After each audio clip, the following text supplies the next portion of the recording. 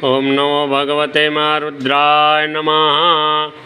ओम त्र्यंबकं यजामहे सुगंधि पुष्टिवर्धनम् उर्वारुकमिव बन्धनान् मृत्युर्मोक्षयमामृतात्।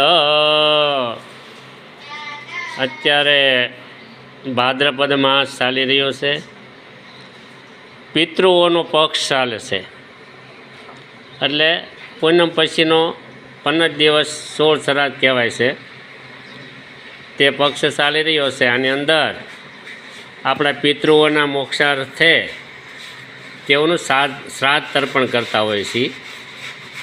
પિતૃઓને તૃપ્ત કરવાથી આપણા જીવનની અંદર, આપણા કુટુંબની અંદર સર્વ લોકનું કલ્યાણ થાય, પિતૃઓનું પણ કલ્યાણ થાય.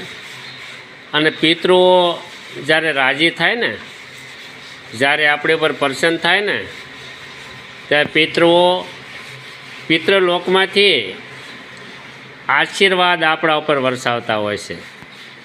કારણ આપણે પિતૃઓનો મોક્ષ કરીએ ને, એટલે પિતૃઓ આપણને આશીર્વાદ આપે, એટલે આપણા કુટુંબનું કલ્યાણ થાય.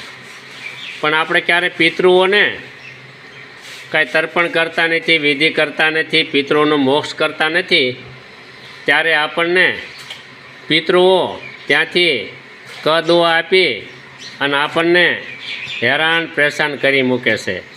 માટે આ પક્ષની અંદર પોતપોતાના પિતૃ જે તિથિએ ગયા હોય તેને યાદ કરીને અને પિતૃઓનું શ્રાદ્ધ કરવું જોઈએ.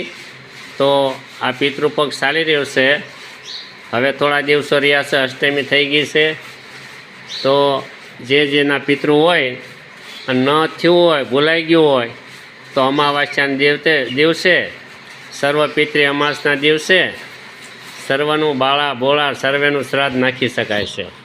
નમઃ પાર્વતી પતે હર હર મહાદેવા.